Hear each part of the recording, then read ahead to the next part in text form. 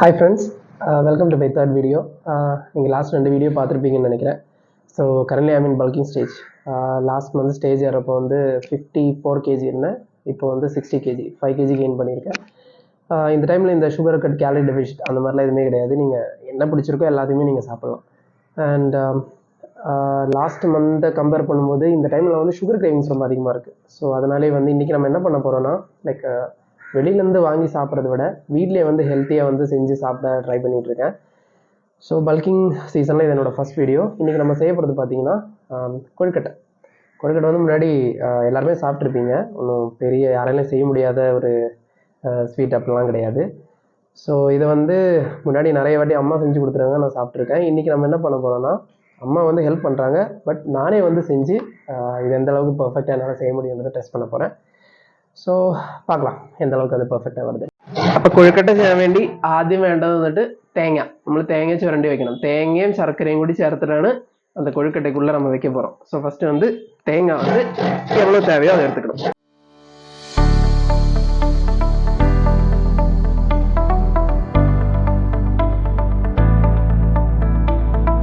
So friends தேங்காய் ரெண்டு കഴിഞ്ഞ് நெக்ஸ்ட் என்ன பண்ண போகிறோன்னா 1/2 kg ரைஸ் பவுடர் எடுத்துக்க போகிறோம். அட் த சேம் டைமில் பார்த்தீங்கன்னா நல்லா தண்ணியை வந்து சூடு பண்ணிக்கோங்க. ஏன்னா அந்த சுடு தண்ணியை தான் வந்து நாங்கள் இந்த ரைஸ் பவுடரில் போட்டு வந்து மிக்ஸ் பண்ண போகிறோம். ஸோ தேவையான அளவுக்கு உப்பு போடலாம். ഓക്കെ, ഉപ്പിട്ട് കഴിഞ്ഞത് ശർക്കര ഞങ്ങൾ കുറച്ച് പൊടിച്ച് വെച്ചിട്ടുണ്ട്. അത് ഉരുക്കാൻ പോവാണ് ശരിക്കും. ശരി, ഇപ്പോൾ മാവിലേക്ക് നമുക്ക് ചൂടുവെള്ളം ഒഴിക്കാം. இந்த உப்பு அண்ட் தென் இந்த ஹாட் வாட்டர் வந்து எந்த அளவுக்கு தேவையோ அதுக்கேற்ற மாதிரி நீங்களே போட்டுக்கோங்க.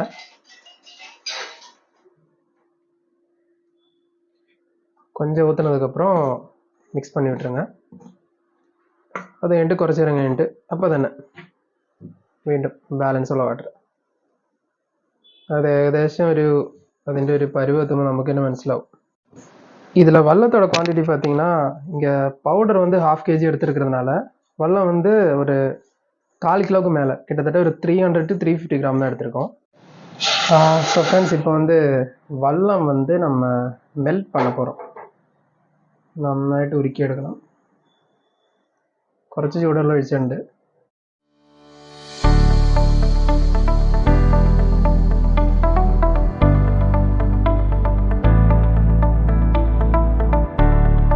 இந்த வெல்லம் வந்து மெல்ட் பண்ணும்போது பார்த்தீங்கன்னா அதோட ஒரு கன்சிஸ்டன்சி இருக்குது. ஸோ கரெக்டாக வந்து ஒரு சிரப் ஸ்டேஜ் எப்படி இருக்கோ அந்த அளவுக்கு வந்து திக்னஸ் போதும். அது வர வரைக்குமே வந்து லைட்டாக அந்த சுடு தண்ணியில் போட்டு மிக்ஸ் பண்ணிகிட்டே இருக்கணும்.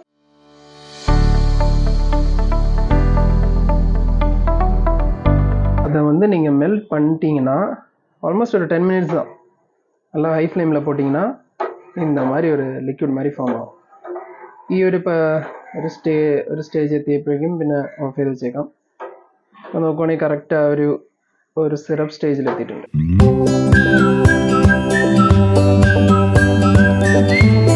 Powder and hot water mix பண்ணதுக்கப்புறம் அதை மிக்ஸ் பண்ணுறது கொஞ்சம் ஈஸியாக இருக்கணும். அதுக்காக வந்து ஒரு 1 tablespoon ஆயில் வந்து ஆட் பண்ணியிருக்கோம். இங்கே நாங்கள் யூஸ் பண்ணது வந்து கோகனட் ஆயில். உங்கள் வீட்டில் என்ன ஆயில் இருக்கோ அதுக்கேற்ற மாதிரி நீங்கள் யூஸ் பண்ணிக்கலாம். ஸோ ஃப்ரெண்ட்ஸ் இப்போ எப்படின்னா நம்ம ஆல்ரெடி மெல்ட் பண்ணி வச்சுருக்கிற அந்த வெல்லம் வந்து கொஞ்சம் ஃபில்டர் பண்ண போகிறோம்.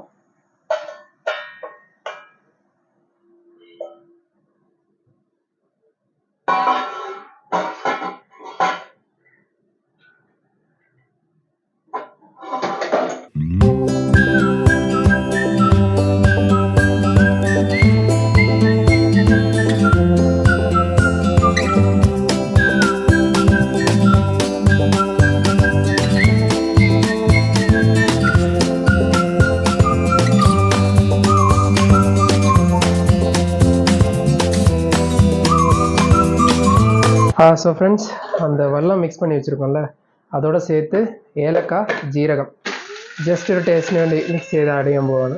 ஸோ ஃப்ரெண்ட்ஸ் மிக்ஸ் பண்ண ஏலக்காய் ஜீரகம் அதை வந்து வெல்லத்தில் போட்டாச்சு.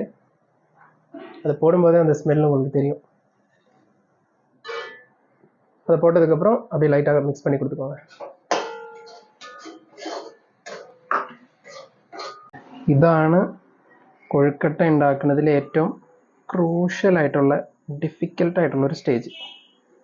இதை தாண்டிட்டோன்னா, இந்த ஒன்றை வந்து சக்ஸஸாக பண்ணிட்டோன்னா, அதுக்கப்புறம் நெக்ஸ்ட்டெல்லாம் வந்து எப்படி பண்ணுறதுன்றது ஈஸியாக தெரிஞ்சிடும்.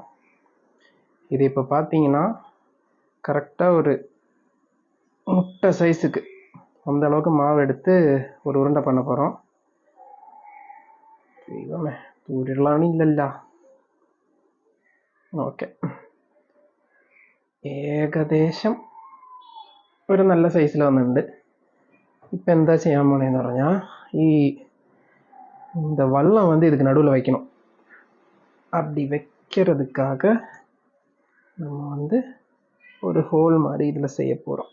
ஹோல்னால் பர்ஃபெக்டான ஹோல் கிடையாது, ஜஸ்ட் அந்த உள்ள வைக்கிறதுக்கு மட்டும்.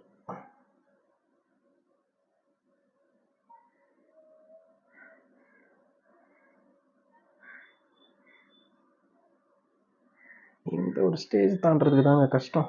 எனக்கு இதுதான் வராது, இருந்தாலும் ட்ரை பண்ணுறேன்.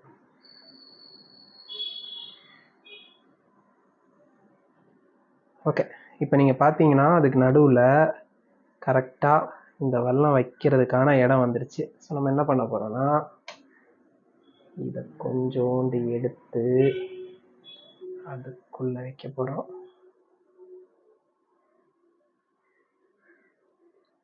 ஓகே, വെള്ളം வந்து ரொம்ப அதிகமாக வைக்க வேணாം. അങ്ങനെ വെച്ച് കഴിഞ്ഞാൽ ചിലപ്പോൾ മിക്സ് ചെയ്യാൻ പറ്റില്ല.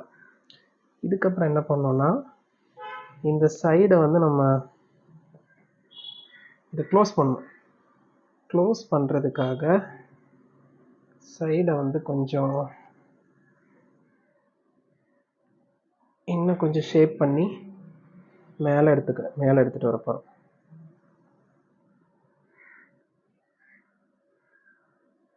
தெரிஞ்சு இது சக்ஸஸாக வராதுன்னு நினைக்கிறேன். வீடியோ எடுத்துகிட்டு இருக்கிறது எங்கள் அம்மா தான். இப்போவே சிரிக்க ஆரம்பிச்சிட்டாங்க பார்த்து. ஓகே, பார்ப்போம், இருங்க.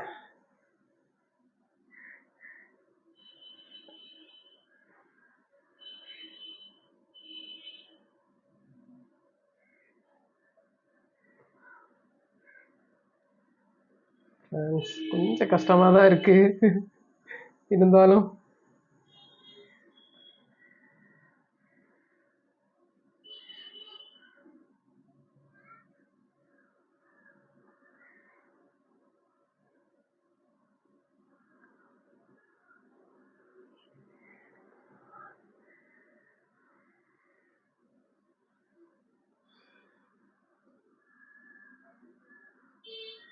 வெல்லம் வந்து கொஞ்சம் அதிகமாக வச்சிட்டேன்னு நினைக்கிறேன். பட் பரவாயில்ல.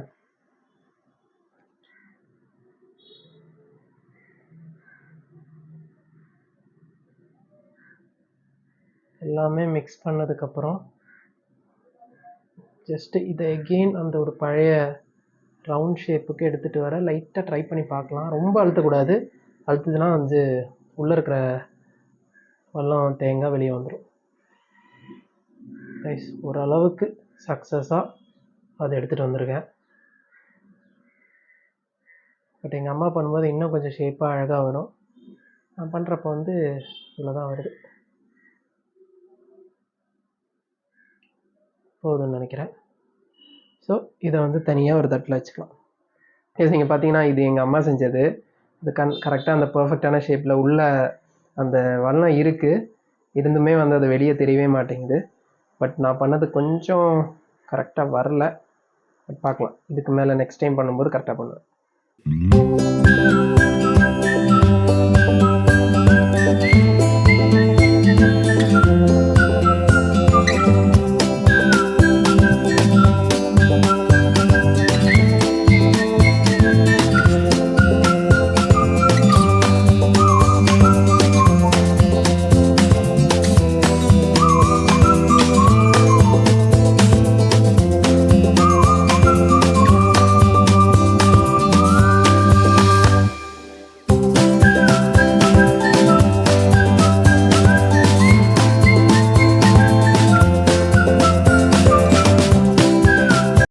ஸோ ஃப்ரெண்ட்ஸ், கிட்டத்தட்ட ஒரு 20 to 25 மினிட்ஸில் இவ்வளோ செஞ்சுருக்கோம். ഇനി നമ്മളിത് ഡയറക്റ്റ് വേവിക്കാൻ പോവാണ്. നോക്കാം. അപ്പുറത്ത് നമ്മൾ ഇഡ്ഡലി പാത്രം നല്ല വെള്ളം വെച്ച് നല്ല തിളച്ചൊരു സ്റ്റേജിലെത്തിയിട്ടുണ്ട്. അപ്പോൾ ഈ പാത്രത്തിൽ ലൈറ്റ് ഒരു കുറച്ച് எண்ணெய் வந்துட்டு தூக்கினது நல்லதாയിരിക്കും. இந்த தட்டில் எண்ணெயை கொஞ்சம் போட்டுட்டிங்கன்னா வெந்ததுக்கப்புறம் எடுக்க ஈஸியாக இருக்கும். இல்லைனா ஒட்டுறதுக்கு சான்ஸ் இருக்குது. ஸோ இந்த ஒரு அரை மணி நேரத்தில் செஞ்சது கிட்டத்தட்ட ஒரு வாட்டி தெரிஞ்சு இதுவே கரெக்டாக இருக்குன்னு நினைக்கிறேன். ஓகே.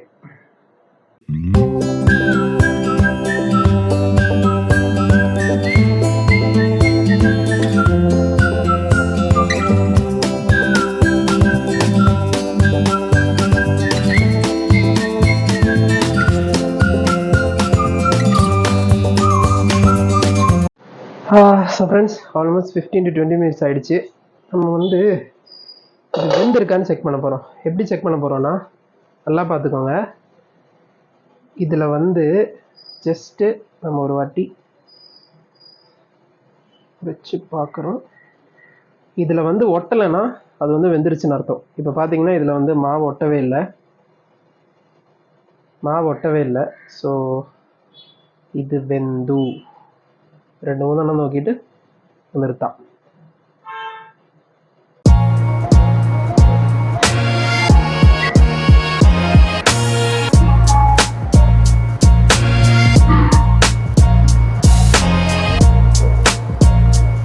ஸோ ஃப்ரெண்ட்ஸ், நம்ம கொழுக்கட்டை ரெடி ஆகிடுச்சு. கொழுக்கட்டை வித் பிளாக் டீ அண்ட் வெளியே பார்த்தீங்கன்னா ஜில்லுன்னு கிளைமேட். ஸோ சரியான வைப்பு. நீங்களும் ட்ரை பண்ணி பாருங்கள். அண்ட் இந்த கொழுக்கட்டை செய்கிறதுக்கு இன்க்ரீடியன்ஸ் எல்லாமே நான் ஆல்ரெடி எக்ஸ்பிளைன் பண்ணியிருக்கேன். இதில் முக்கியமான ஒரு இன்க்ரீடியன்ட் என்னென்னா அம்மா இல்லைன்னா இந்த கொழுக்கட்டை ரெடியாக இருக்கவே இருக்காது. ஸோ ஃப்ரெண்ட்ஸ், அவ்வளோதான். நீங்கள் ட்ரை பண்ணி பாருங்கள், எப்படி இருக்குன்னு கமெண்ட்டில் சொல்லுங்கள். அண்ட் மறக்காமல் வீடியோ பிடிச்சிருந்தீங்கன்னா லைக் பண்ணுங்கள், சப்ஸ்கிரைப் பண்ணுங்கள், ஷேர் பண்ணுங்கள். பாய். அண்ட் இதே மாதிரி ஒரு இன்ட்ரெஸ்டிங்கான வீடியோ நெக்ஸ்ட் சந்திக்கும் வரை பாய்.